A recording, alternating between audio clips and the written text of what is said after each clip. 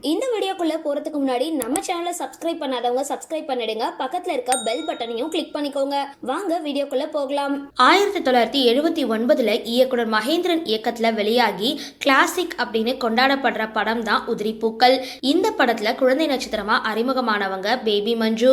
மலையாளம், தமிழ், தெலுங்கு போன்ற மொழிகள்ல 40க்கும் மேற்பட்ட படங்கள்ல குழந்தை நட்சத்திரமா நடிச்சும், சில படங்கள்ல ஹீரோயினாகவும், பல படங்கள்ல குணச்சித்திர ரோல்லையும் நடிச்சு பிரபலமான மஞ்சு. சித்தி, தீபம் போன்ற சீரியல்கள்லயும் நடிச்சிருக்காங்க. இதையடுத்து கன்னட நடிகர் டைகர் பிரபாகர் அப்படின்றவரை திருமணம் செஞ்சுக்கிட்டாங்க. டைகர் பிரபாகர் ரஜினிகாந்தோட முத்து படத்துல போலீஸ் ரோல்ல நடிச்சிருப்பாரு. 17 வயது இருக்கும் பொழுது நடிகர் மஞ்சு 48 வயதான டைகர் பிரபாகரை திருமணம் செஞ்சுக்கிட்டாங்க. அதுக்கப்புறம் அவங்களோட வாழ்க்கையில எதிர்பாராத துயரங்கள் நிகழ்ந்திருந்தது. மஞ்சு கொடுத்திருந்த பேட்டி ஒண்ணுத்துல, எனக்கு அப்போ 17 வயசு, அதை கல்யாணம் அப்படின்னு சொல்ல முடியாது.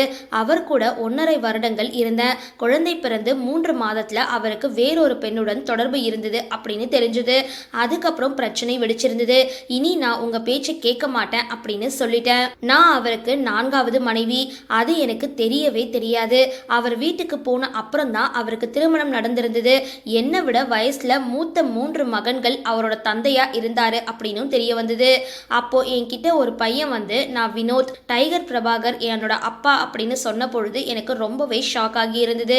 என் கணவர்கிட்ட கேட்டதுக்கு என் மகன் தான் அப்படின்னு சொன்னாரு. அவங்க என்னை விட மூத்தவங்களா இருந்தாங்க. அது எனக்கு ரொம்பவே அப்செட் ஆகிடுச்சு. அப்போ அவர்கிட்ட, உங்களை நான் வெறுத்துட்டேன், இனி பேச மாட்டேன் அப்படின்னு சொல்லிட்டு கிளம்பிட்டேன் அப்படின்னு சொல்லியிருக்காங்க.